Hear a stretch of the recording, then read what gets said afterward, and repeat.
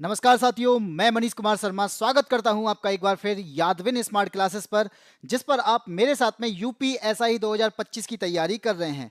और जैसा कि आपको पता है कि मेरे द्वारा मूल विधि की क्लासेस स्टार्ट की गई हैं और ये मूल विधि की क्लासेस आपके लिए बहुत इंपॉर्टेंट रहने वाली हैं। आपको भी पता है कि एग्जाम्स यूपीएसआई के एग्जाम्स में सबसे ज़्यादा जो वेटेज रहने वाला है वो इस मूल विधि की क्लासेस का रहने वाला है, यानी मूल विधि का रहने वाला है। तो आपको अगर यहाँ पे मूल विधि को जानना है, मूल विधि को समझना है, तो आपको यहाँ पे मेरे साथ में रोजाना 12 बजे जुड़ना पड़ेगा।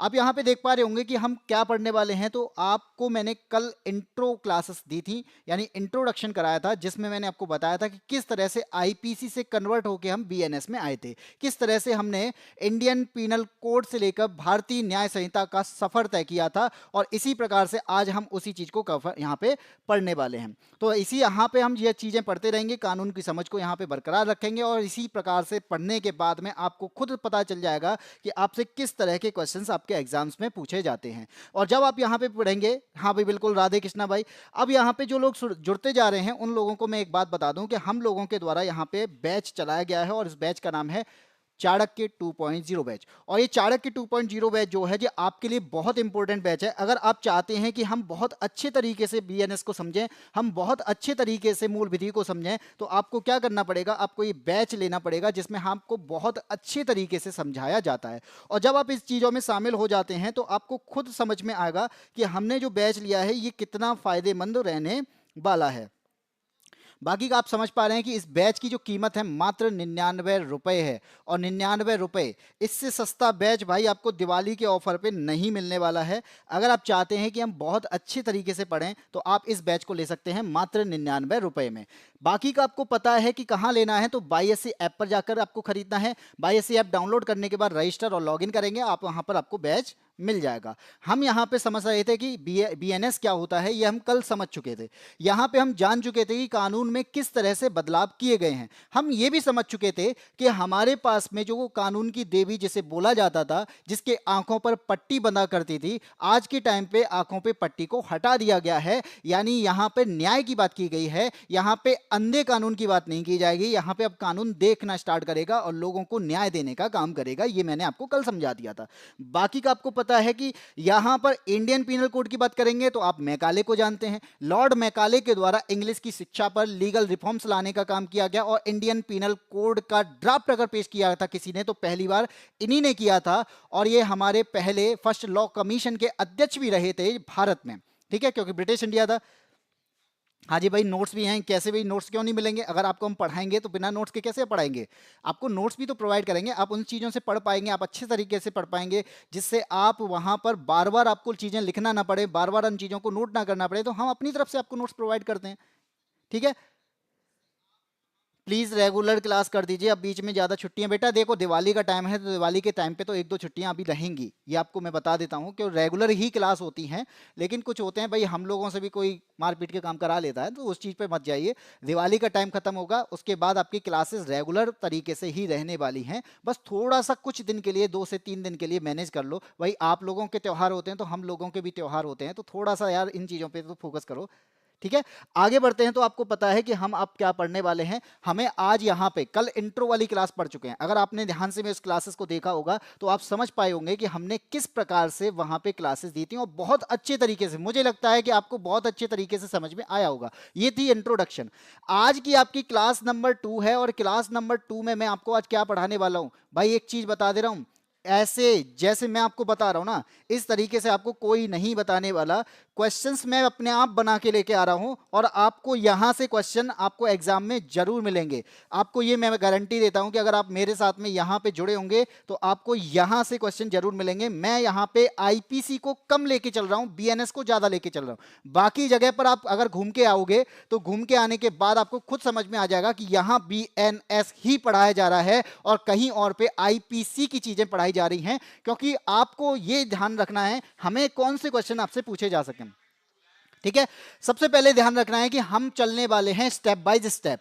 आपको पता है कि हमारे पास में आईपीसी के अगर चैप्टर थे 23 और हमारे पास बीएनएस के जो चैप्टर हैं वो 20 हैं। और इन चैप्टर में नंबर 1 आता है और इस नंबर 1 के अंदर धारा कितनी है, उन धाराओं की बात करेंगे। तो धारा हमारे पास 1 से लेके 3 तक की जो धारा है वो चैप्टर 1 के अंदर आती हैं। जो हम यहाँ पे पढ़ने वाले हैं। जब हम चैप्टर नंबर 2 की बात करने वाले हैं तो चैप्टर नंबर 2 के तहत हम यहाँ पे धाराओं की बात करेंगे। तो धारा नंबर 4 से लेके धारा नंबर 13 तक का यहाँ पे हिसाब रहने वाला, यानी 4 से लेकर 13 तक की यहाँ पे बात करने वाले।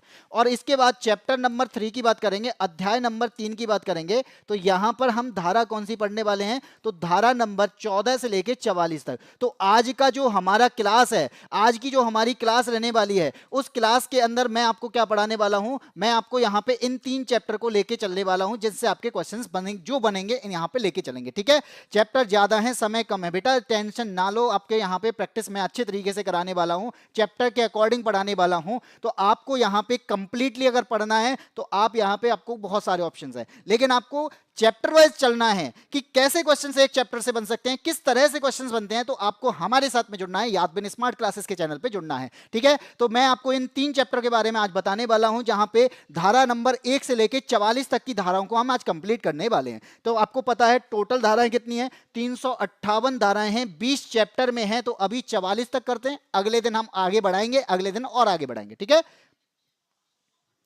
चलिए आगे बढ़ते हैं। आपके सामने क्वेश्चन नंबर 1 आ चुका है और क्वेश्चन नंबर 1 आपके सामने बहुत अच्छे तरीके से आप समझाने की कोशिश करेंगे हम, और आपको पता चल जाएगा। और फीडबैक भी दीजिएगा, अगर आपको लगता है क्लासेस में बहुत अच्छा समझाया जा रहा है तो आप फीडबैक दीजिएगा। अगर नहीं भी समझ में आ रहा है तो आप अपने डाउट भी हमसे क्लियर करने की कोशिश कीजिएगा। क्वेश्चन नंबर 1 आपको समझ में आ रहा है कि भारतीय न्याय संहिता 2023 की धारा 1 किससे संबंधित है।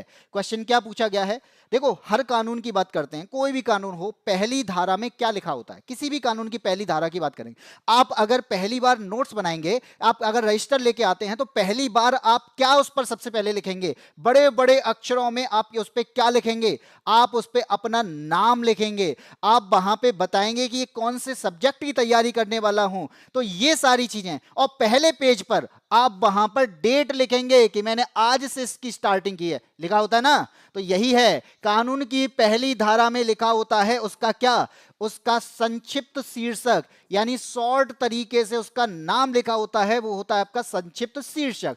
और अगर मैंने शीर्षक लिख दिया, अगर मैंने उसका टाइटल लिख दिया है, तो मैं बताऊंगा यहां पे उसका विस्तार कि मैं इसमें क्या क्या पढ़ने वाला हूं। और इसके विस्तार के बाद यहां पे मैं क्या बताऊंगा कि इसकी डेट क्या है, मैंने कब से प्रारंभ किया है। तो आप जब पहली बार किसी चीज को लेके आते हो तो इसी तरीके से चीजों को करने की कोशिश करते हो कि नहीं करते हो। अब यही चीज हमारे कानून में भी आती है, बीएनएस लागू होता है। और बीएनएस एक प्रकार से पहली धारा, हमारे पास में धारा कौन सी है, धारा नंबर 1 है। जैसे आपको स्कूल में एक आईडी कार्ड प्राप्त होता है, वैसे ही हमारे पास में जो धारा है, ये भी पहली धारा एक आइडेंटिटी कार्ड के रूप में काम करती है। क्या काम करती है, आइडेंटिटी कार्ड के रूप में काम करती है। यानी लॉ का नाम क्या है, कानून का नाम क्या है। तो ये हो गया पहला क्वेश्चन, कानून के नाम के साथ में ये ना कहां तक लागू है, इसका मतलब ये पूरे भारत में लागू है या भारत में कहीं कोई चीजों को छोड़ दिया गया है। यहां पर ये भी क्वेश्चन आएगा, ये कब से लागू है। तो बेटा इन 3 क्वेश्चन के आप आंसर दो और मैं इस क्वेश्चन का आंसर देता हूं। तो आपका आंसर क्या हो जाएगा, धारा 1 जो है लॉ का आईडी कार्ड है, जो क्या बताता है, इसके शॉर्ट टाइटल को बताता है और इसके विस्तार को बताता है, इसके प्रारंभ को बताता है, इसकी डेट को बताता है, इसको लागू कब किया गया है, कौन से पूरे भारत में लागू है, और लॉ का नाम क्या है। तो आप बताइए, बीएनएस। ठीक है, स्नाइपर एग्जिट हो रहे, कोई बात बेटा, क्वेश्चन लाओ बस। हाँ जी भाई, तुम्हें तो क्वेश्चन ही करने, लेकिन पढ़ना नहीं है बेटा। क्वेश्चन और आंसर देखने तो आपके पास में बहुत सारी मार्केट में किताबें हैं, किताबों में जाइए, क्वेश्चन और आंसर, क्वेश्चन और आंसर, क्वेश्चन और आंसर लगाइए, आपके बहुत जल्दी बहुत सारे क्वेश्चन हो जाएंगे। लेकिन चीजों को समझना है, जानना है कि क्या आपका रटना अलग चीज है, समझना अलग चीज है। मैं यहाँ पे समझाने के लिए क्लास लेके आया हूँ, रटने के लिए नहीं लेके आया। अगर आप समझना चाहते हैं तो क्लास में जुड़ सकते हैं। ठीक है, आगे बढ़ते हैं, हम आते हैं अगले क्वेश्चन पे, क्वेश्चन नंबर 2 पे।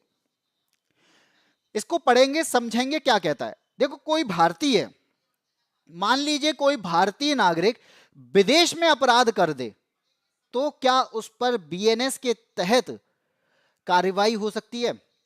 क्या बाहर हुए क्राइम्स के लिए कोई हमारे पास में बीएनएस में व्यवस्था दी गई है। तो यहां पर इसी चीज से क्वेश्चन पूछा गया है कि यदि कोई भारतीय नागरिक दुबई में हत्या करता है तो क्या उसे बीएनएस के तहत दंडित किया जा सकता है या फिर नहीं। तो आपका आंसर क्या होगा? तो आपको पता है कि हमारे पास में क्या है, अधिकार होते हैं, और अधिकार का मतलब होता है क्षेत्र के अधिकार होते हैं। इसे हम क्या कहते हैं? इसे कहते हैं ज्यूरिडिक्शन। क्या कहते हैं इसे? क्षेत्र के अधिकार को हम कहते हैं ज्यूरिडिक्शन। और ये ज्यूरिडिक्शन क्या करता है? यहां पे बताता है कि कानून कहां कहां लागू है। अब ज्यूरिडिक्शन की बात करेंगे तो एक होता है आपका टेरिटोरियल। ये क्या है? एक है आपका टेरिटोरियल, जिसका मतलब है आपकी टेरिटरी के अंदर अगर कोई नुकसान होता है, कोई क्राइम होता है, तो आपका कानून लागू होगा। ये हो गया लोकल का। ठीक है, यानी क्राइम जिस देश में हो रहा है उसी के देश का क्राइम लागू हो जाएगा, लोकल लॉ लागू हो जाएगा। लेकिन अगर आपने यहां पे एक बात की गई है, क्या? Extra territorial. क्या बात की है? एक्स्ट्रा टेरिटोरियल की बात की है। इसका मतलब यह है कि आप यहां पे क्या करना चाहते हैं? आप यहां पे इंडियन सिटीजन के ऊपर भारत के बाहर भी इस कानून को लागू करते हैं। यानी इंडियन सिटीजन को भारत में अकाउंटेबल रखने के लिए हम पनिश कर सकते हैं, पनिशेबल हो सकता है, ये पनिशेबल है। इसलिए आप यहां पे क्या कहेंगे? ये हमारा एक्स्ट्रा टेरिटोरियल का पार्ट है कि ये जो है इंडियन सिटीजन जो है, जो भारतीय नागरिक है, ये क्या करता है? ये अगर कहीं पर बाहर विदेश में, भारत के बाहर अगर कोई क्राइम करता है, विदेश में कोई क्राइम करता है, तो उस पर भी कार्रवाई हम कर सकते हैं। विदेश में क्राइम करेगा तो वहां पर भी हम लोग बीएनएस को लागू कर सकते हैं, यानी उस पर अपने देश में भी क्या की जा सकती है? कार्यवाही की जा सकती है। तो आप यहां पे क्या आंसर बताएंगे? क्या वो ऑप्शन नंबर ए होगा जहां कहता है नहीं? नहीं तो मैंने कहा ही नहीं है। बी आपका आंसर हो सकता है, क्या कहता है? क्योंकि अपराधी भारतीय नागरिक है। तो आपका यहां पे कौन सा आंसर हो जाएगा? ऑप्शन नंबर बी हो जाएगा कि उस पर कार्यवाही बीएनएस के जरिए भी हो सकती है, क्योंकि वो भारतीय नागरिक है और हम भारतीय नागरिक को एक प्रकार से अकाउंटेबल रखने के लिए उत्तरदायी मानते हैं, और इसी वजह से उस पर काम कर सकते हैं, उसी वजह से उसको यहां पे पनिश कर सकते हैं। ये पनिशेबल इन इंडिया है। तो आपका आंसर क्या हो जाएगा?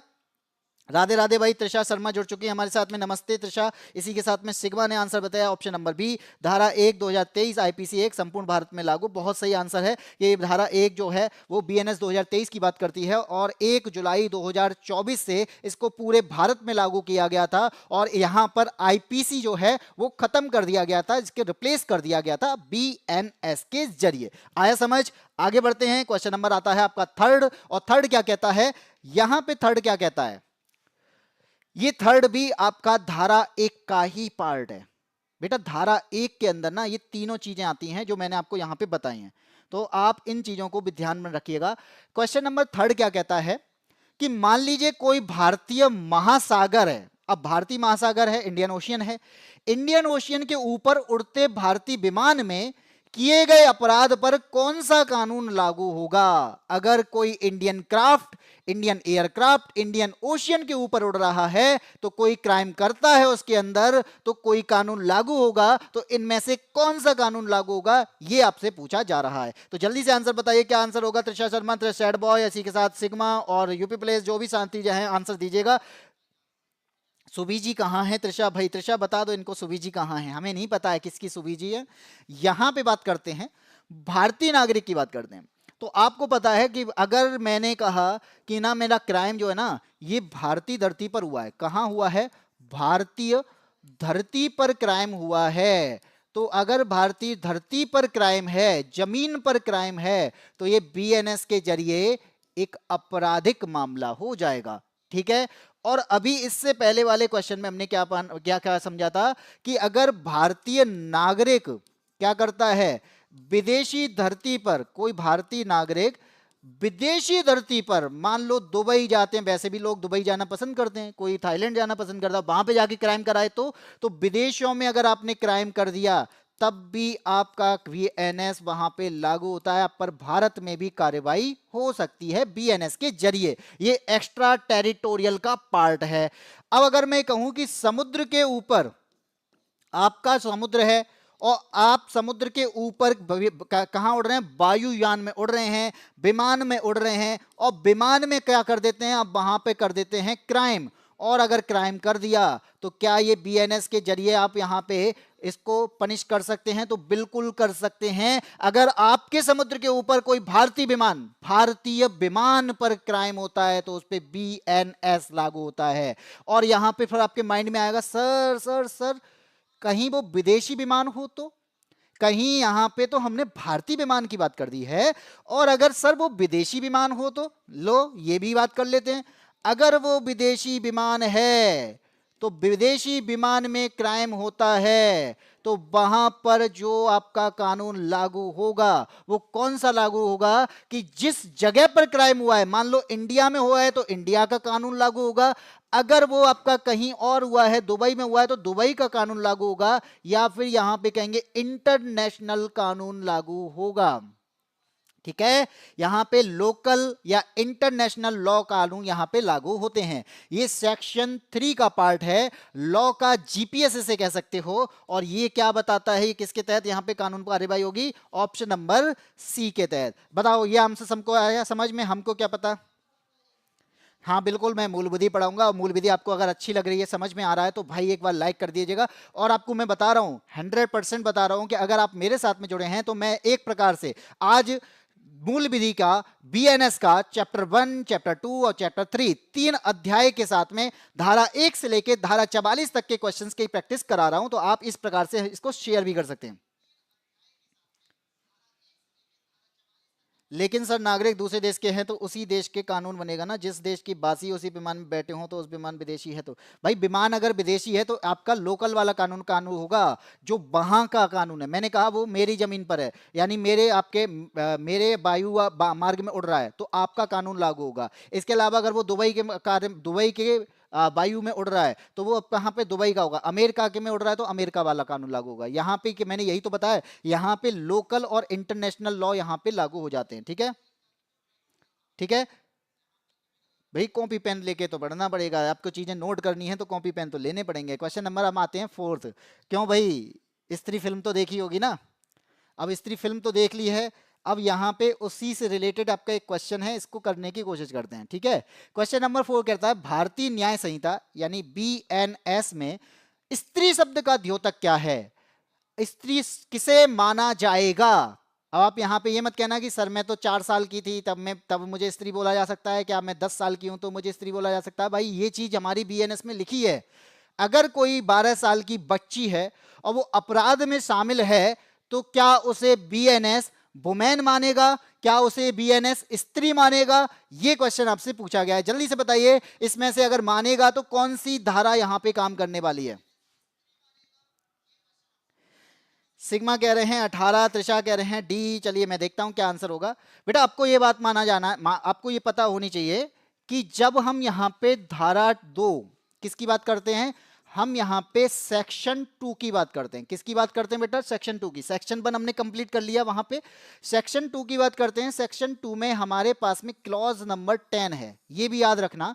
सेक्शन 2 का क्लॉज नंबर 10 ये जो है ये बताता है लिंग की परिभाषा।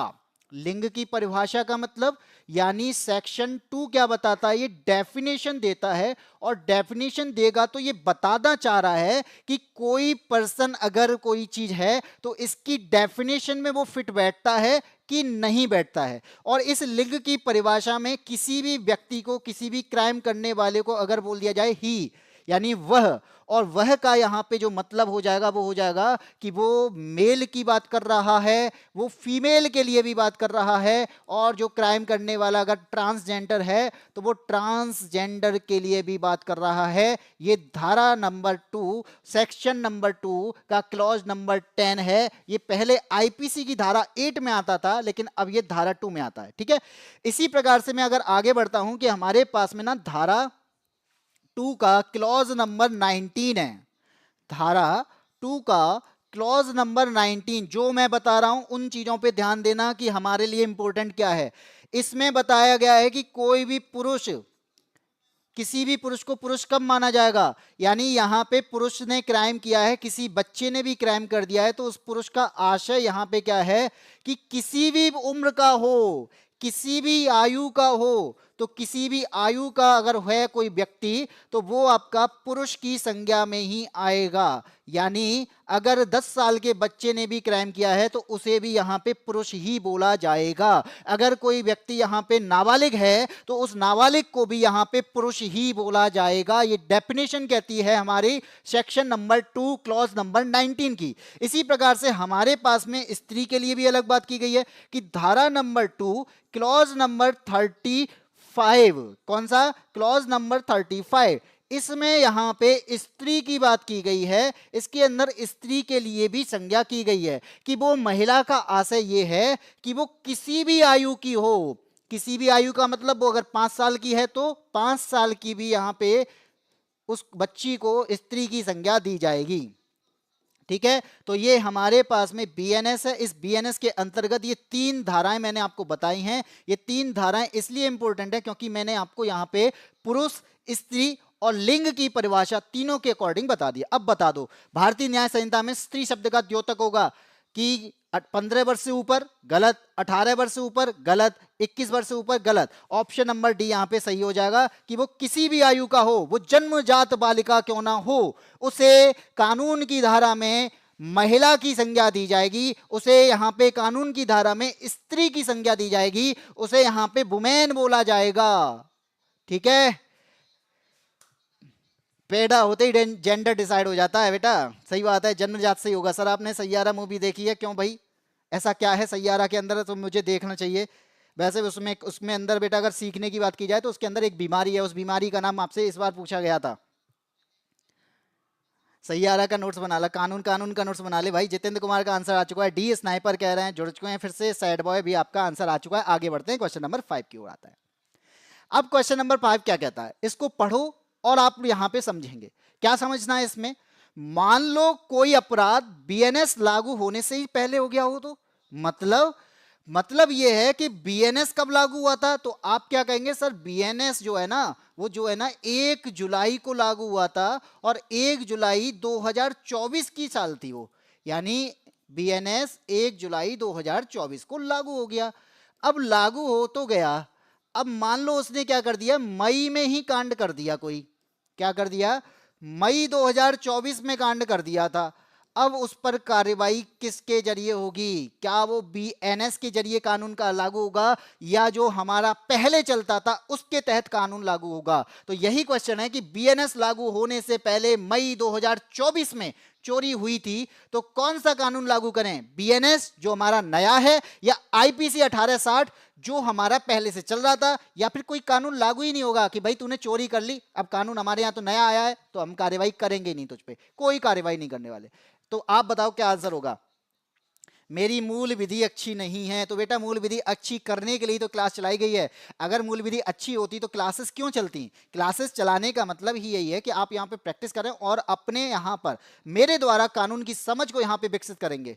ठीक है, आईपीसी 1860 बताया, सिग्मा ने, त्रिशा ने बताया बी, और यहाँ पे आंसर आ चुका है आईपीसी। तो क्राइम अगर 1 जुलाई 2024 से पहले अगर हुआ है तो उस पर कार्रवाई जो होगी ना वो आईपीसी 1860 के तहत होगी। यानी जो हमारे यहाँ पे इंडियन पीनल कोड चलता था उसके तहत ही कार्रवाई होगी। लेकिन अगर 1 जुलाई 2024 आ चुका है तो इसके बाद आप पर जो कार्रवाई होगी वो बीएनएस के जरिए होगी। ये लॉ जो है वो रेट्रोएक्टिव नहीं है भाई, वर्ड पकड़ना, ये लॉ रेट्रोएक्टिव नहीं है, ये लॉ पूर्व व्यापी नहीं है। इसे 1 जुलाई से लागू किया गया है तो 1 जुलाई के बाद ही लागू होगा। 1 जुलाई के बाद की ही चीजें इसके अंदर आने वाली हैं, इससे पहले का कोई संबंध नहीं है। ठीक है, तो 2024 अगर मई में चोरी करोगे तो आप पर आईपीसी 1860 के तहत ही कार्रवाई होगी। तो भाई चोरी करना ही क्यों है, सबसे पहली बात तो। ठीक है, अब ये राम राम भाई साइलेंस लर्नर, भाई तुम साइलेंस लर्नर 3-3 बार क्या कर रहे हो, राम राम कर रहे हो।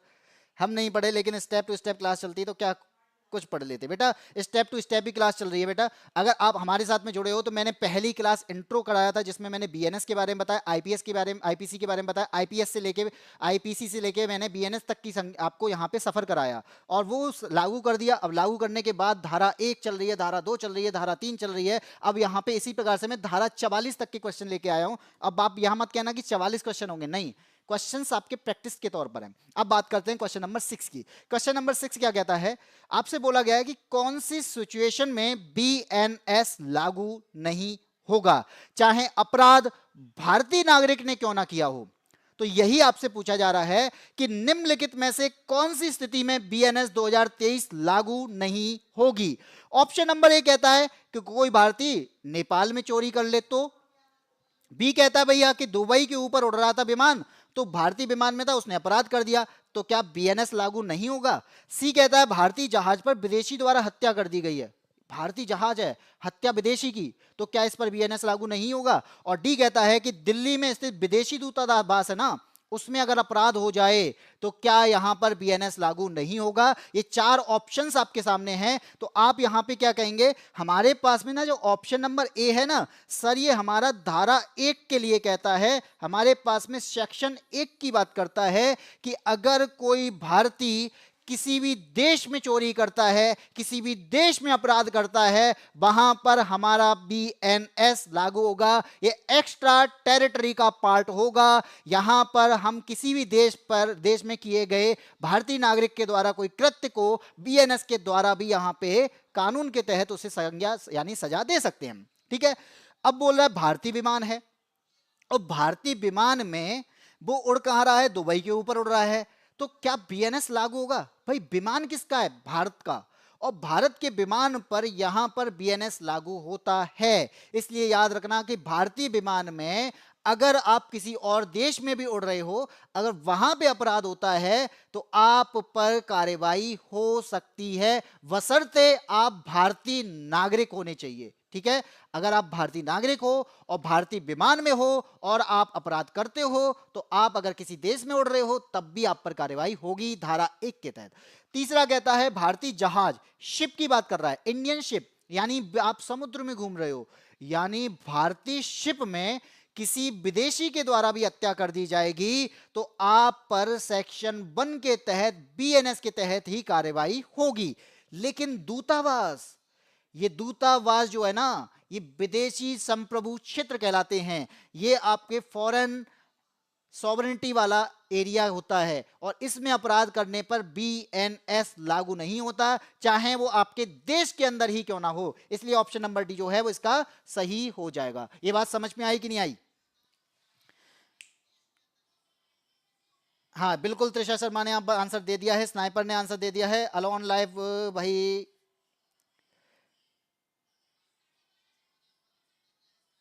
चलो आगे बढ़ते हैं, क्वेश्चन नंबर आते हैं हम अगले पर, क्वेश्चन नंबर 7 पे। क्वेश्चन नंबर 7 क्या कहता है? अगर आप मान लो, क्या कोई मान लो पुलिस का अधिकारी है, पुलिस की गलती हो जाए और वो अपराध में प्रोटेक्टेड है या फिर नहीं है। अगर पुलिस ने गलती की है तो वो अपराध माना जाएगा या फिर नहीं माना जाएगा, ये बात आपसे पूछी जा रही है। क्वेश्चन नंबर 7 कहता है, धारा 14 के बारे में है, याद रखना सेक्शन 14 के तहत पुलिस की कार्यवाही, पुलिस के द्वारा किया गया कार्य या फिर सैनिक के द्वारा भी किया गया कार्य भी इसके अंदर आता है। तो आप यहां पे बात करेंगे कि ये जो मिस्टेक ऑफ फैक्ट है, ये मान लो गलती हो जाए, गलती से किसी निर्दोष को पकड़ लिया जाए, गलती से किसी व्यक्ति को लेकर आ जाए, गलती से लापरवाही हो जाए, तो ये गलत आपका अगर किया गया है तो क्या यहां पर कार्यवाही हो सकती है, ये आपसे पूछा जा रहा है। क्या ये तथ्य की भूल में काउंट होगा या फिर नहीं होगा? तो आंसर क्या होगा? 7 का आंसर दिया है रोहित पटेल ने, ऑप्शन नंबर डी, और बाकी के लोग ने भाई नहीं पढ़ोगे तो रोगे ही। बात करते हैं सबसे पहला कि पुलिस ने गलती से आरोपी समझकर निर्दोष को पकड़ लिया है। गलती से किसी को उसने पकड़ लिया है और वो निर्दोष है, तो ये क्या है? लापरवाही है। ये क्या है? अनुचित प्रक्रिया है। लेकिन गलती हो गई है, तो ये क्या होगा? ये सेक्शन 14 के अंतर्गत आएगा। इसे कहा जाएगा एक्ट ऑफ मिस्टेक। क्या कहा जाएगा?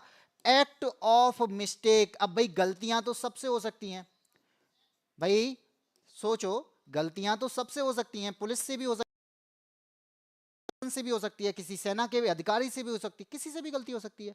तो क्या यहाँ पे मिस्टेक का भी प्रावधान है? अगर हाँ, ये बात सही है कि आप अगर पति पत्नी हैं तो वहां पे मिस्टेक केवल एक ही की होती है, वहां पे सजा का प्रावधान अलग है। लेकिन यहां बात आती है अपनी वाली में act of mistake. Act of mistake की बात करते हैं। एक्ट ऑफ मिस्टेक जो है वो सेक्शन नंबर 14 का पार्ट है, धारा नंबर 14 का पार्ट है, ठीक है। अब यहां पे मैं कह रहा हूं गलती से निर्दोष पकड़ लिया भैया, एक्ट ऑफ मिस्टेक लग गया। अगर वो बोल रहा है ना मैंने ना किसी को हिरन समझकर गोली चला दी, भाई इसको सलमान खान से रिलेट मत करना कि हिरन समझकर गोली चला दी, मैंने मारना किसी को चाह रहा था लेकिन वो हिरन था। ये क्या है, हॉनेस्ट फैक्चुअल है, ये भी मिस्टेक है। तो ये भी क्या हो गया, एक्ट ऑफ मिस्टेक है। वो समझ तो किसी और को रहा था लेकिन किसी और को मार दिया, ये क्या है, एक्ट ऑफ मिस्टेक के अंदर आएगा। फिर आता है डॉक्टर ने लापरवाही से गलत दवा दे दी। अब डॉक्टर की लापरवाही है, डॉक्टर का लापरवाही का मतलब भाई वो हॉनेस्टली बता रहा है कि मुझसे क्या होगी, गलती हो गई। तो फैक्चुअल मिस्टेक हो सकती है डॉक्टर से भी, तो ये क्या है, ये भी आपका एक्ट ऑफ मिस्टेक का पार्ट है। लेकिन अगर सैनिक ने आदेश के अनुसार दुश्मन पर गोली चला दी तो क्या ये एक्ट ऑफ मिस्टेक है? भाई नहीं, सैनिक ने अपने अधिकारी का आदेश माना था। ऑपरेशन सिंदूर में हमने अपने अधिकारी के आदेश के अनुसार फायरिंग की थी। तो ये क्या है, ये एक्ट ऑफ मिस्टेक का पार्ट नहीं है, ये आपका दूसरा पार्ट हो जाएगा जो कि सेक्शन 14 का ही दूसरा पार्ट है, जिसे हम कहते हैं कि आदेश मान रहा है, यानी कानून के तहत, नियमों के तहत वो क्या है, वो बंधा हुआ है। और इसे कहते हैं विधि द्वारा आबद्ध, यानी सैनिक अगर अपने अधिकारी की बात मानकर यहां पे क्या करता है, गोली चलाता है, ये लॉफुल ऑर्डर है और इसके तहत किया गया कार्य अपराध नहीं है, और ये आपका एक्ट ऑफ मिस्टेक का भी पार्ट नहीं है। इसलिए इसका आंसर क्या हो जाएगा, ऑप्शन नंबर डी हो जाएगा। सैनिक ने दुश्मन पर गोली चलाई थी, वो विधि द्वारा आबद्ध है, वो लॉफुल ड्यूटी है, और लॉफुल ड्यूटी भी आर्टिकल नंबर सेक्शन नंबर 14 के तहत आपका अपराध नहीं माना जाएगा। लेकिन ये एक्ट ऑफ मिस्टेक नहीं है, यही हमसे पूछा गया था कि इनमें से कौन एक्ट ऑफ मिस्टेक नहीं माना जाएगा। ये हमारा आपके पास में विधि यानी नियमों के तहत सही है, नियमों के तहत उसने कार्रवाई की है, ये अपराध नहीं है, इसे अपराध की श्रेणी में नहीं रखा जाएगा। इसलिए ये एक्ट ऑफ मिस्टेक का तो पार्ट नहीं है, लेकिन यहां पे आप कार्रवाई को सही मानेंगे और इस कार्रवाई को यहां पे तहत हम क्या कहेंगे, इसे अपराध नहीं मानेंगे। तो क्वेश्चन नंबर 14 का आंसर क्या हो जाएगा, डी। हस्बैंड ही गलत होता है, हाँ भाई सही बात है, हस्बैंड ही गलत है। वो तो एक्ट ऑफ मिस्टेक तो वहां पे होती ही नहीं है, वो तो विधि द्वारा आबद्ध है। अगर हम यहाँ पे हस्बैंड को लेके आएंगे तो भाई पत्नी के जो रूल होते हैं वो रूल क्या है, एक उसके रूल बनाए गए, एक क्या हो जाएगा, अब उसे मानने ही पड़ेंगे। नहीं मानेगा तो भाई वो सोचे एक्ट ऑफ मिस्टेक के तहत वो अपराध नहीं है, अपराध है, वो अपराध की श्रेणी में है, ठीक है। वो गलती ही हस्बैंड की होती है। चलो आगे बढ़े, अगले क्वेश्चन पे आए।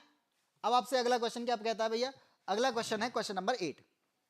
अब हम पहुंचे धारा 14 के बाद धारा 20 पे, ठीक है। पहले हमने धारा 1 को कंप्लीट किया, धारा 2 को कंप्लीट किया, धारा 3 को कंप्लीट किया, फिर उसके बाद हमने धारा 14 को देखा। अब हमारा इंपॉर्टेंट धारा है जिसे हम 20 कहते हैं। अब 20 क्या कहता है, मान लीजिए कोई 6 साल का बच्चा है और उस बच्चे से कोई आपका अपराध हो जाता है, तो उस बच्चे के द्वारा किया गया अपराध माना जाएगा या फिर नहीं, या फिर कानून जो है बच्चों के अपराध के लिए जिम्मेदार मानता है या फिर नहीं। अगर मानता है तो कब मानता है, किस उम्र से मानता है, और अगर नहीं मानता है तो किस उम्र के बच्चों पर कोई कार्रवाई नहीं करेगा। यह हमारे बीएनएस के तहत कहा गया है धारा 20 में। तो किस वर्ष के कम आयु के बच्चे द्वारा किया गया कार्य अपराध नहीं है। तो क्या आंसर होगा, 7 ईयर आया है। जिद्दी का भी आंसर ऑप्शन नंबर बी है, रोहित पटेल कह रहे हैं 7, त्रिशा शर्मा का आंसर बी है, स्माइल गर्ल का भी आंसर सी है। तो यहां पे आपका आंसर क्या हो जाएगा, तो हमारे पास में एक धारा है बेटा, कौन सी धारा, धारा 20। ये धारा 20 कहते हैं ना 7 साल के जो बच्चे हैं ना, अगर 7 साल के बच्चे कोई अपराध कर दें, कोई ऐसा कार्य कर दें, तो वो क्या है, अपराध की श्रेणी में नहीं आएगा। इसे याद रखना, ये अपराध करने में अक्षम होते हैं, यानी इसे कहेंगे इनकैपेक्स। आपको कानून की भाषा में इसे कहा जाता है डॉली इन कैपेक्स, क्या कहा जाता है? डॉली इन कैपेक्स। डॉली कोई यहाँ पे लड़की का नाम नहीं है, डॉली का यहाँ पे इसका मतलब होता है अक्षम होना। तो यहाँ पे क्या बोलेंगे कि यहाँ पे बोला गया है अपराध करने में अक्षम, यानी सक्षम नहीं है, अपराध करने में अक्षम है। और अक्षम होगा वो कब होगा? जब वो छोटा होगा, जब वो यहाँ पे मानसिक रूप से स्वस्थ नहीं होगा, या फिर वो अपनी एज के तहत नहीं होगा स्वस्थ, तो वो आपका किसके आएगा? वो आपका धारा 20 के अंदर आएगा। लेकिन सर मान लो 7 से ज्यादा हो तो, अगर ऐसा भी तो हो सकता है 7 से ज्यादा का उम्र हो तो बेटा वो जो आती है ना वो धारा 21 है। तो धारा 20 7 वर्ष की बात करती है, और धारा 21 किसकी बात करती है? सेक्शन 21 बात करता है कि यहां पर अगर बच्चा 7 साल से बड़ा है और 12 साल तक का है, तो 7 से लेके 12 वर्ष तक के बच्चों का भी यहाँ पे कानून से छूट मिल जाती है। तो 7 से 12 वर्ष के बच्चों को भी क्या होती है? कानून से छूट मिलती है। कानून से छूट का मतलब इनकी भी श्रेणी के द्वारा अगर वो इनकैपेक्स है, अगर उसके अंदर कैपेबिलिटी नहीं है, समझ की परिपक्वता नहीं है, समझ का अभाव है, तो इन बच्चों पर भी कार्रवाई नहीं होती है। तो धारा 20 धारा 21 को समझ लेना।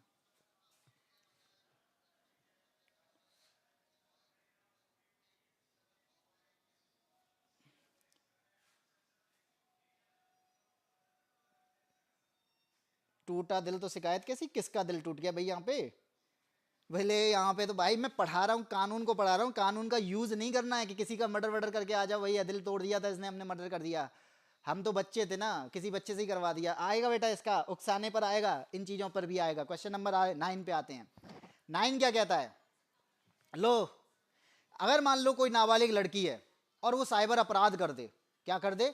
साइबर अपराध कर दे, तो क्या कानून उसे वुमेन मानेगा?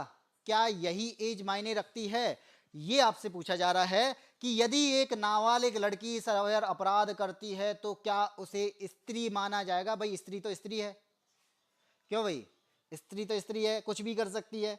तो यहाँ पे अपराध भी कर सकती है, साइबर अपराध भी कर सकती है, फ्रॉड भी कर सकती है। तो क्या उसे यहाँ पे वुमेन की संज्ञा दे देंगे? तो हमने वुमेन के लिए तो पढ़ लिया है, क्या पढ़ा था कि बीएनएस में किसी भी आयु की स्त्री को हम वुमेन कहते हैं। वुमेन का मतलब क्या है कि अगर वो यहाँ पे पैदा हो गई है तो वो स्त्री है, ठीक है। तो इसका तो आंसर क्या हो जाएगा? ऑप्शन नंबर बी हो जाएगा। लेकिन कार्यवाही जो हमने अभी पढ़ी थी, अपराध अगर नहीं है तो इसका जो अपराध नहीं है तो अपराध किस तहत नहीं है? तो धारा 20 अभी हमने पढ़ी कि 7 साल तक के बच्चे, चाहे वो लड़की ही क्यों ना हो, भाई इनके लिए अलग कानून थोड़ी है।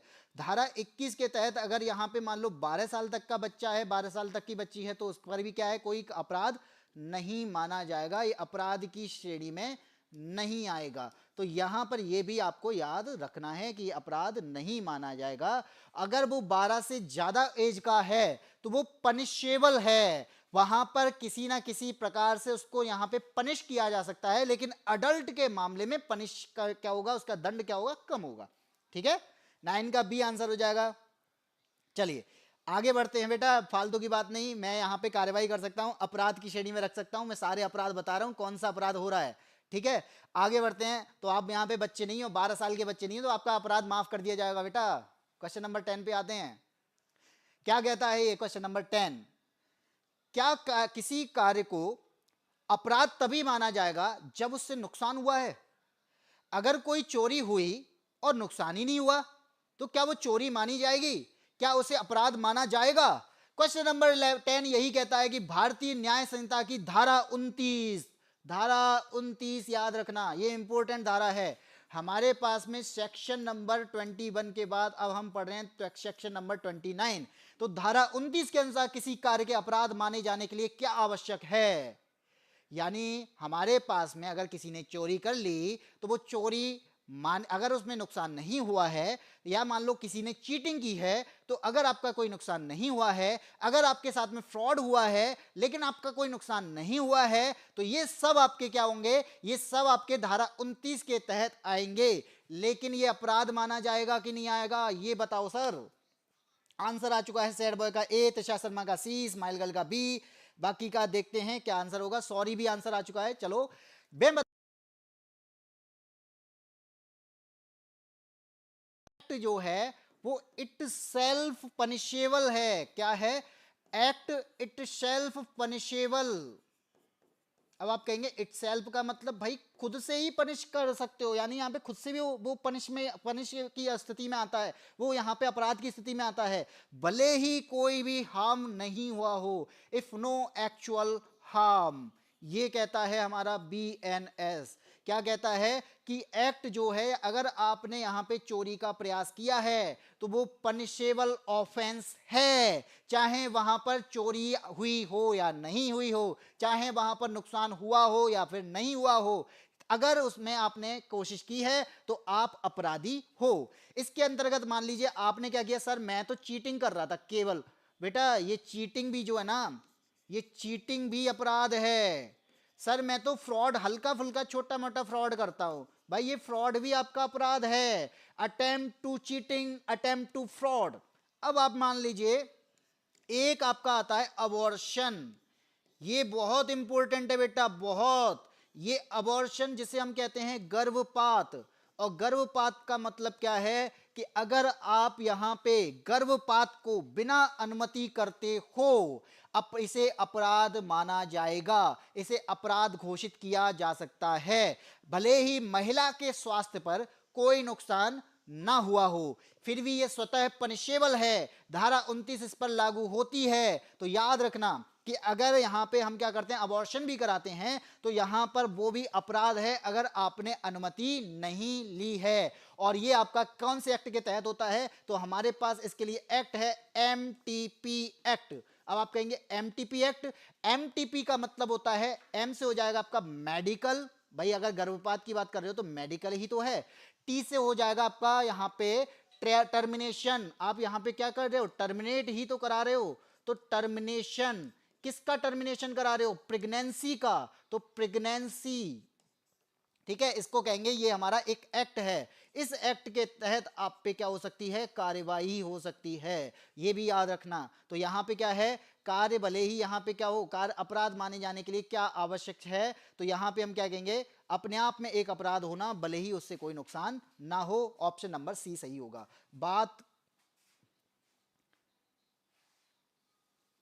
ये बात समझ में आई? अच्छा ये बात समझ में आई, कोई अपराध माना जाएगा अगर भले ही उससे नुकसान क्यों ना हो। चाहे अब मान कहते हैं ना, सर हम अबॉर्शन कराने गए थे, लेकिन अबॉर्शन में आपके स्वास्थ्य पर कोई भी नुकसान नहीं हुआ, आपको कोई भी हानि नहीं हुई, लेकिन आपने अनुमति नहीं ली थी, तो ये क्या है, ये अपराध की श्रेणी में आएगा, ये अनऑथराइज्ड अबॉर्शन कहलाएगा, ये medical termination of pregnancy act के तहत आएगा, ये MTP एक्ट के तहत आप पे कार्रवाई कर देगा। और ये धारा 29 कहती है कि act itself punishable if no actual harm, यानी आप यहां पे भले ही उसमें कोई भी नुकसान ना हुआ हो, वे फिर भी एक अपराध की श्रेणी में आता है। क्यों भाई, आया समझ? आगे बढ़ते हैं, क्वेश्चन नंबर आते हैं 11 पे।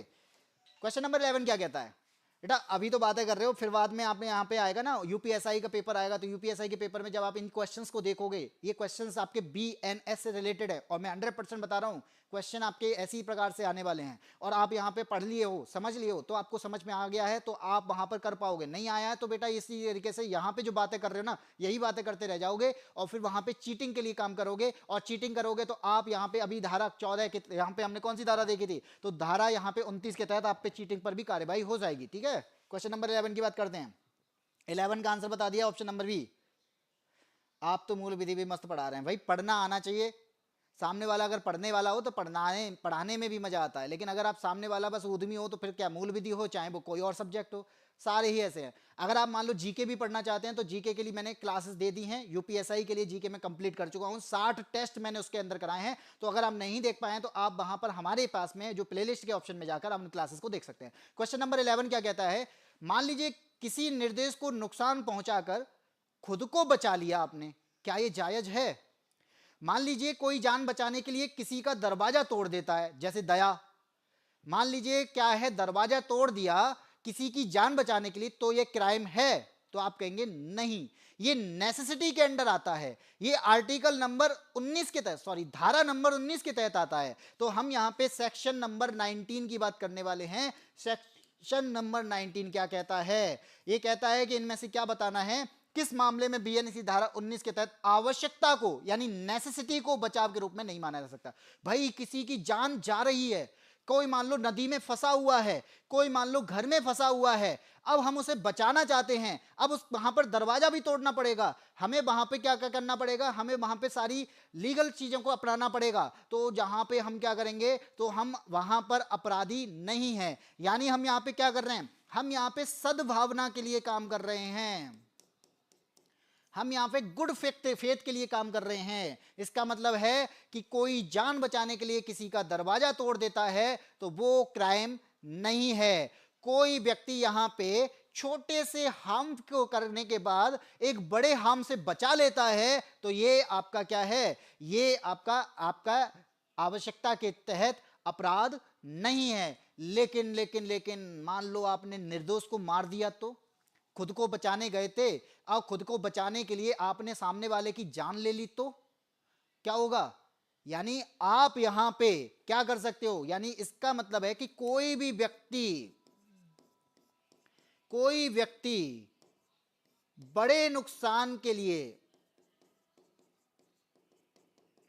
यहां पे बात क्या है, बड़े नुकसान से रोकने के लिए क्या कर सकता है, छोटा नुकसान कर सकता है, यानी छोटा सा अपराध कर सकता है। लेकिन अगर आपने क्या कर दिया, इसका उल्टा कर दिया, छोटे नुकसान को रोकने के लिए आपने बड़ा नुकसान कर दिया, तो आप पर यहां पे कार्रवाई हो जाएगी। ये बात कहती है आर्टिकल सेक्शन नंबर 19। ये बात समझ में आई, यानी निर्दोष को नुकसान कर दिया तो नेवर जस्टिफाई इन लॉ, आप यहां पे जस्टिफाई नहीं कर पाएंगे। यहां पर डिफेंस ऑफ नेसेसिटी की बात है, यानी कानूनी आवश्यकताओं को का बचाव करने की बात आती है। इसलिए यह बात आती है कि कोई जान बचाने के लिए किसी में नुकसान थोड़ा बहुत कर देता है तो वो क्राइम नहीं है, लेकिन सामने वाले की जान ले लेता है तो ये क्राइम माना जाएगा, चाहे वो अपने बचाव के लिए, अपने यहां पे कहते ना सेल्फ डिफेंस के लिए क्यों ना कर रहा हो। तो धारा 19 का डिफेंस उस जगह पर नहीं मिलेगा। इसलिए आंसर क्या हो जाएगा, इसका आंसर हो जाएगा आत्मरक्षा और हिंसा की रोकथाम। कहता है किसी निर्दोष व्यक्ति की कीमत पर अभियुक्त को नुकसान पहुंचाने से रोकना, तो ये रोकता है, ये क्या करता है, ये रोकता है, क्या निर्दोष व्यक्ति को नुकसान पहुंचाने से रोकने का काम करता है। ऑप्शन नंबर बी हो जाएगा। BNS allows for an act that causes harm to be justified। हाँ बिल्कुल, डिफेंस ऑफ नेसेसिटी की बात आती है, लेकिन निर्दोष को नुकसान पहुंचा दिया तो नेवर जस्टिफाई इन लॉ, ये बात याद रखना। यानी आप किसी की मदद करना चाहते हैं, भाई लिमिट में करो। ये नहीं है कि सामने वाले को बचा रहे थे, बचाने में वो सामने वाले लुढ़क गया, नहीं भाई, उसे बचा रहे हो तो एक लिमिट में बचाने की कोशिश करो, कि आप उसे मार नहीं सकते, भाई बचा रहा नहीं बच रहा, चल भाग यहां से निकल, ऐसा नहीं कर सकते, ठीक है, इसे सद्भावना कहते हैं। चलो आगे बढ़ते हैं, क्वेश्चन नंबर 12 पे आते हैं। भारतीय न्याय संहिता की किस धारा में सद्भावना शब्द का प्रयोग नहीं किया गया है। मैंने बताया सद्भावना, भाई यहां पे मैं गुड फेथ की बात कर रहा हूं, गुड फेथ। जब मैं यहां पे गुड फेथ की बात कर रहा हूं, यानी आप यहां पे ईमानदारी से गलती करेंगे तो क्या वो अपराध है, भाई गलती तो गलती है, लेकिन इंटेंशन मैटर करता है। आपने किस इंटेंशन के तहत सामने वाले के साथ में गलती की है, आपने किस इंटेंशन के तहत सामने वाले के साथ में अपराध किया है, तो यह बात आती है क्वेश्चन नंबर 12 में। भारतीय न्याय संहिता की किस धारा में सद्भावना शब्द का प्रयोग नहीं किया गया है। यानी कोई अधिकारी है, गलती से सही व्यक्ति को गिरफ्तार ना कर पाया, भाई वो गिरफ्तार करने जा रहा था, जिसे करना चाहता था उसे गिरफ्तार नहीं कर पाया, तो क्या उसे सजा मिल जाएगी, भाई ये गुड फेथ में आएगा। ये किस में आएगा, ये गुड फेथ में। गुड फेथ का मतलब वो गया तो सद्भावना के लिए था, लेकिन हो सकता है इसका इंटेंशन मैटर करता है, वो इंटेंशनली यहां पे किसी और को ले आया, गलती की है उसने, लेकिन वो गलती की सजा उसे मिलेगी नहीं, वो अधिकारी को सजा नहीं मिलेगी। इसका मतलब क्या है, आप यहां पे गुड फेथ की बात कर रहे हो, इसका मतलब है आप यहां पे सद्भावना की बात कर रहे हो, ठीक है। और जब सद्भावना की बात कर रहे हो तो भाई आपकी ईमानदारी पर डिपेंड किया जाता है, आपकी ईमानदारी देखी जाती है, आपकी नीयत कैसी है, ईमानदारी की नीयत कैसी है, यानी ईमानदार नीयत है या फिर नहीं है, ये भी आपका देखा जाता है। आपने जो काम किया है कहीं आपने जानबूझ के तो नहीं किया, ये भी देखा जाता है। अगर जानबूझ के किया है तो वो आपका उचित सावधानी है, यानी आपको यहाँ पे सावधानी रखनी पड़ेगी। अगर जानबूझ के किया गया है तो भाई आप यहाँ पे अपराध की श्रेणी में आ रहे हो, जानबूझ के नहीं किया गया है, सामने वाले को गिरफ्तार करने गए थे, कोई और गिरफ्तार करके ले गया गए तो, लेकिन वो गुड फेथ का एक्ट माना जाता है, इसलिए ईमानदार नियत के तहत उचित सावधानी के तहत की गई कार्रवाई है। और बीएनएस में कई सारी धाराएं हैं जिसमें सद्भावना की बात की गई है। तो याद रखना, सद्भावना की जो बात की गई है सेक्शन नंबर 27, सेक्शन नंबर 27, इसके अलावा 28 और 30, ये तीनों आपके सद्भावना से रिलेटेड हैं। अब आप कहेंगे सर 27 में है क्या? तो याद रखना बेटा, 27 जो है यहाँ पे, कोई नाबालिग है, कोई मानसिक रूप से स्वस्थ नहीं है, तो उसकी भलाई के लिए हम काम कर रहे थे, थोड़ा बहुत उसका नुकसान हो गया, तो वो क्या है, वो आपका आर्टिकल नंबर 27 के तहत सद्भावना के तहत आएगा। अब 28 के तहत क्या है, मान लो गलत फहमी के कारण, कोई गलत फहमी हो गई, उस गलत फहमी के कारण यहाँ पे क्या कर दिया, नुकसान कर दिया, तो वो आपका आर्टिकल, वो आपका सेक्शन नंबर 28 के तहत सद्भावना का पार्ट है।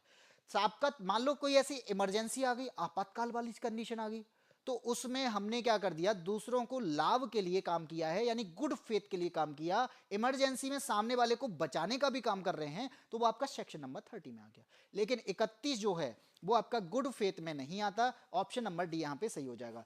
ये है आपका, ये क्या कह रहा भाई, सुबह को बर्तन धोना है तो फास्ट चलो भाई, सुबह को बर्तन धोने ना, मुझे थोड़ी ना धोने हैं, मैं यहाँ पे समझाने के पर्पज से पढ़ा रहा हूँ, ना कि यहाँ पे चलने के पर्पज से, ठीक है। बर्तन धोने हैं तो बर्तन धोने के बाद में क्लास देख लेना, क्या दिक्कत है। खाना ऐसा तो है नहीं है कि आप यहाँ पे बताओ कोई काम करते हो, कहीं अगर आपका काम जिस तरीके का है उस तरीके से चीज़ों को समझोगे तो आप वो अच्छी तरीके से समझ पाओगे, लेकिन आप वहाँ पे फास्ट फास्ट चलोगे। अगर आप चल रहे हो ना तो आप जल्दी थकोगे नहीं, लेकिन आप दौड़ रहे हो ना तो जल्दी थक जाओगे, इसलिए दौड़ो कम, चलो। इसलिए तभी तो कहते हैं ना कि कछुआ जीत जाता है, खरगोश हार जाता है, वो इसी वजह से हार जाता है। खरगोश समझता है कि भाई हम बहुत अच्छा कर रहे हैं, खीर खा लेंगे भैया, भेज दोगे तो खा लेंगे। क्वेश्चन नंबर 13 की बात करते हैं भाई, उसकी वो वाली खीर मत दे देना जो अमिताभ बच्चन को दी थी उस बच्चे ने, वो खीर मत दे देना कि मैं पढ़ा रहा हूँ तो दे दो भाई, क्राइम आएगा, इसमें क्राइम ही पढ़ा रहा हूँ। ऑप्शन नंबर डी आ चुका है, ऑप्शन नंबर यहाँ पे डी आ सका। चलिए देखते हैं। मान लो प्रत्येक व्यक्ति को प्राइवेट प्रतिरक्षा का अधिकार है, यानी अपनी सेल्फ डिफेंस का अधिकार है। कोई घर में घुसकर आप पर हमला कर दे तो आप उसे रोक सकते हो। क्यों रोक सकते हो? क्योंकि आपके पास में प्राइवेट डिफेंस का पार्ट है, आप अपने आप सेल्फ डिफेंस का पार्ट आपके पास में आता है। आप यहां पे खुद को बचाने के लिए डिफेंस कर रहे थे, जिसकी वजह से क्या होता है, एक क्राइम हो सकता है। इसी वजह से ये क्या है, ये अलाउड है। और अलाउड है किसके तहत? ये बीएनएस के तहत अलाउड है। अब आपसे मैं कहूं क्या इनमें से आंसर होगा? क्या केवल सेल्फ डिफेंस में आप केवल अपने आप को बचाओगे? क्या अपने आप को बचा सकते हो? भाई इसके तहत आप दूसरे को भी बचा सकते हो। खुद को और दूसरों को बचाने का अधिकार देता है प्राइवेट डिफेंस। तो यहां पे खुद को भी बचाना है और दूसरों को भी बचाना है। भाई दूसरे को नहीं छोड़ाओगे। तो ये आ गया आपका ऑप्शन नंबर सी। कहता है अपने शरीर और संपत्ति तथा किसी अन्य व्यक्ति के शरीर की, सही कहता है। डी कहता है अपने शरीर और संपत्ति तथा किसी अन्य व्यक्ति के शरीर और संपत्ति की। तो ये जो है वो बहुत ज्यादा ऑथेंटिक है, इसलिए इसका आंसर क्या हो जाएगा? ऑप्शन नंबर डी हो जाएगा। ठीक है, यानी खुद को भी बचाना है, खुद की संपत्ति को भी बचाना है, सामने वाले को भी बचाना है और उसकी संपत्ति को भी बचाना है। तो खुद को भी बचाओ और दूसरे की प्रॉपर्टी को भी बचाओ। ठीक है, प्रॉपर्टी का मतलब कुछ और मत समझ लेना। चलो, आई डोंट लाइक स्वीट।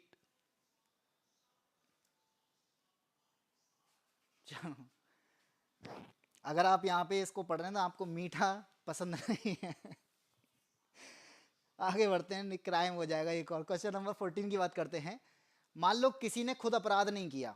भाई आप यहाँ पे ज्यादातर अपराध जो होते हैं वो उसलिए ही होते हैं, किसी ने ना खुद अपराध नहीं किया। दूसरा होता है ना, उसके कान में भरता रहता है, भरता रहता है, भरता रहता है, भाई देख तेरे लिए ये उल्टा सीधा बोल रहा है, तेरे लिए ये कर रहा है, वो जाके जाके उसको जड़ देता है। यानी आप उसे उकसा रहे हो, और जब आप उसे उकसा रहे हो तो क्या आप भी दोषी होगे?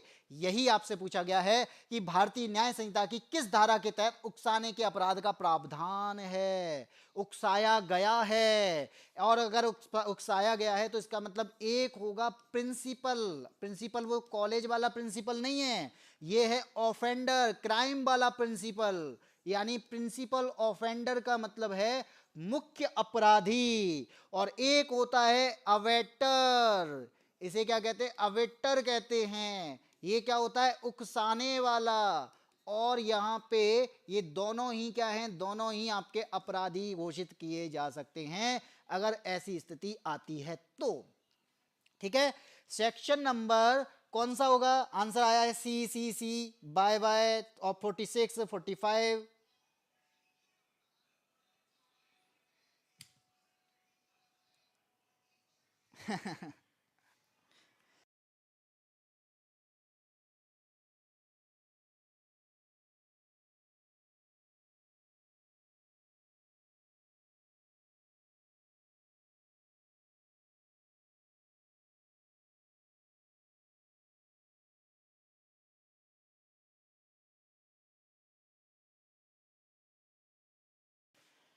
बेटा याद रखना, आप जो आंसर बता रहे हो भारतीय न्याय संहिता के बारे में, वो सेक्शन नंबर 44 की बात करता है, अवेटमेंट का प्रावधान।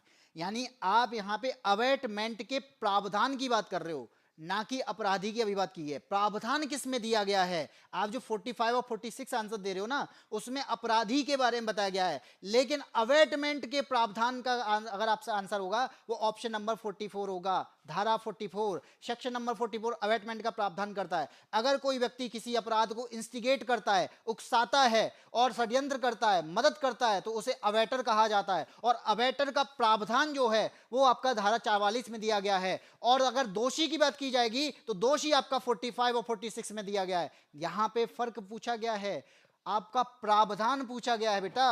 यहां पे वर्ड पकड़ो, प्रावधान किस में दिया है, 44 में। हाँ, एक का सही हो गया बेटा, सही है।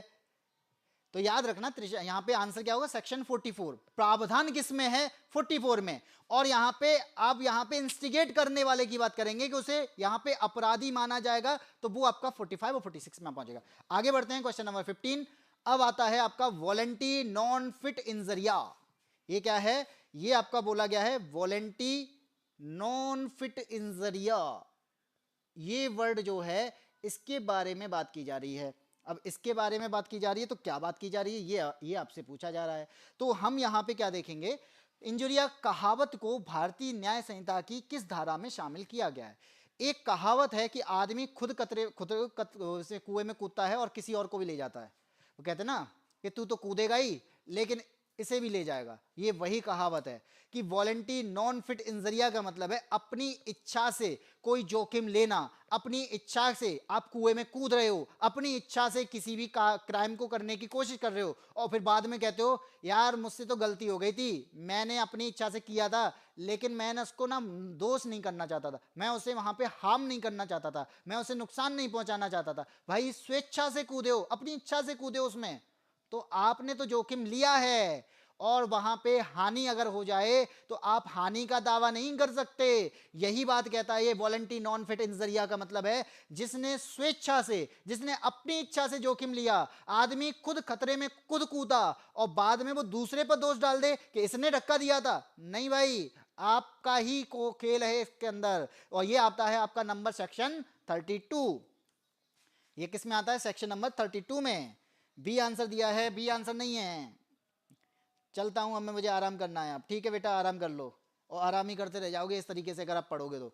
चीज़ों को समझने के पर्पज से पढ़ना चाहते हो तो ये क्लास आपके लिए बेहतरीन है। अगर आप यहाँ पे केवल क्वेश्चन और आंसर चाहते हो तो आपके लिए क्लास ये अच्छी नहीं है, क्योंकि यहाँ पे चीज़ों को समझना है, आपको क्वेश्चंस को समझना है, आपको आंसर्स को समझना है, किस तरह से इसका आंसर है ये समझना है। तो ये क्लास उन लोगों के लिए जो बुद्धिजीवी नहीं है, ये उन लोगों के लिए है जो अच्छे से पढ़ना चाहते हैं, ये उन लोगों के लिए है जिन्हें कुछ सीखना है, जिन लोगों के लिए है जो अंडरस्टैंडिंग चाहते हैं, जो समझ चाहते हैं, अपनी समझ को परिपक्व करना चाहते हैं, ये उन लोगों के लिए क्लास है। ठीक है, तो जो अपनी स्वेच्छा से जाना चाहता है वो बाद में हानि का दावा नहीं कर सकता कि हम फेल हो गए थे, नहीं तो वो वॉलंटी नॉन फिट इंजरिया में आएगा। जानबूझकर अगर आप जा रहे हो, जानबूझकर आप किसी कुएं में कूद रहे हो तो आप कूद सकते हो, लेकिन आप बाद में नहीं कह सकते कि हम फेल हो गए थे। इसलिए सेक्शन नंबर 32 आपकी कोई मदद नहीं कर पाएगा। इसी प्रकार से यादविन स्मार्ट क्लासेस का भी सेक्शन नंबर 32 भी आपका कोई भी हेल्प नहीं कर पाएगा। जानबूझकर किसी एक्ट के लिए कंसेंट देना और उससे हार्म होता है तो एक्ट ऑफ ऑफेंस नहीं माना जाएगा, ऑप्शन नंबर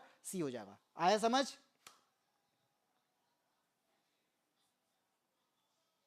मैंने मूल विधि नहीं पढ़ी है तो कोई दिक्कत नहीं बेटा, मूल विधि पढ़ाई जा रही है आपको, और ये मैंने आपको अच्छे तरीके से पढ़ाने की कोशिश की है।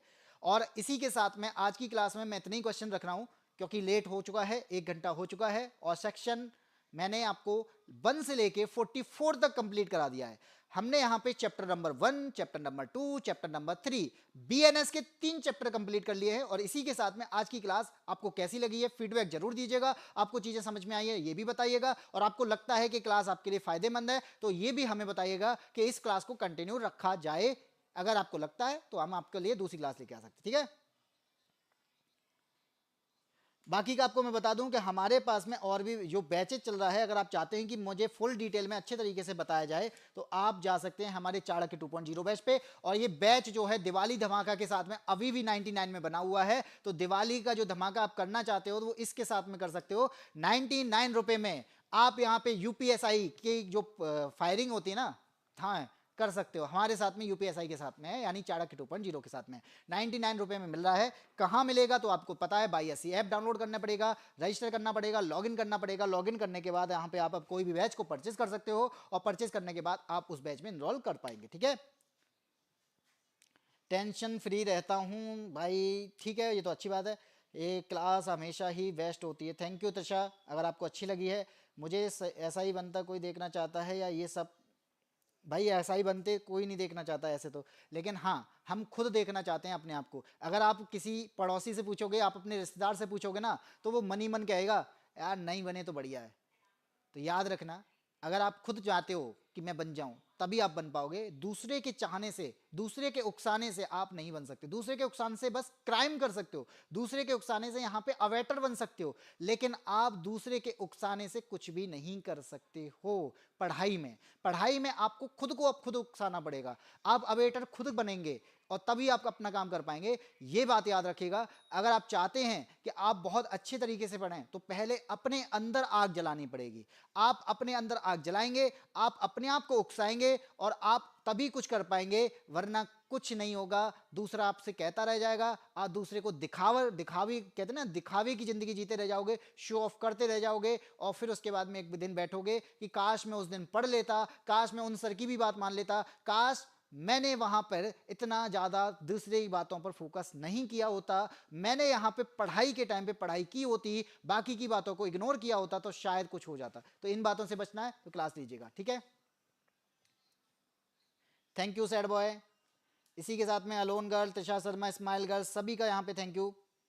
त्रिषा तुम क्या चाहती हो? त्रिषा क्या चाहेगी? त्रिषा अगर जो चाहेगी वो तो वो कर लोगे, ये बता दो। त्रिषा हो या कोई भी और हो, वो चाहेगा वो कर लोगे। मैंने अभी अभी समझाया है, अभी बिल्कुल। कुएं में कूदना, स्वेच्छा से कुएं में कूदना, यहां पर आप क्राइम की बात नहीं कर सकते, ये कोई ऑफेंस नहीं है। तभी तो कहते हैं कोई काट के जाता है ना तो वो ऑफेंस नहीं है। आप बैठे रहोगे कोने में, काट के जाने पर क्या होता है? ये आप स्वेच्छा से कूदे थे, आप वहां पे खुद गए थे, ये जोखिम लिया था, और उससे आपको वो काट के चले गई, और वो उसमें आप उसके नुकसान का यहाँ पे दावा नहीं कर सकते, आप यहाँ पे अपराध का दावा नहीं कर सकते। वॉलंटी नॉन फिट इंजरिया, यही है सेक्शन नंबर 32। समझ में आया? इसी के साथ में आज की क्लास में इतना ही। फिर मिलते हैं इसी टाइम पे 12 बजे आपकी ये क्लास होती रहेगी, और मूल विधि आपको मैं बहुत अच्छे तरीके से इसी प्रकार से समझाता रहूंगा, और समझाने के बाद में यहाँ पे कानून की समझ आपको समझ में आ जाएगी, और उसके बाद आपको खुद पता चल जाएगा कि ये कानून मेरे लिए कितना फायदेमंद है, और ये कानून मेरे लिए फायदेमंद है भी या फिर नहीं है। इसी के साथ में बीएनएस हमारे साथ में इसी प्रकार जुड़ा रहेगा, चलता रहेगा, और आपको यहाँ पे क्लास इसी प्रकार से रोजाना मिलती रहेगी। और अगर आपको क्लास पसंद आ रही है तो लाइक करिएगा, शेयर करिएगा, कोई डाउट है कमेंट करिएगा, आपको कुछ पूछना है तो कमेंट करिएगा, कोई क्लास और चाहते हैं तो कमेंट करिएगा। कमेंट आपके लाइव क्लासेस के बाद में आने चाहिए, जो कि हमें बाद में दिखाई देते हैं। लाइव वाले केवल लाइव तक ही रह जाते हैं, इसलिए कमेंट अगर आप चाहते हैं दिखें तो वो हमारी अगले वाली क्लास पे, यानी क्लास खत्म हो जाने के बाद में करिएगा। तब तक के लिए जय हिंद, जय भारत।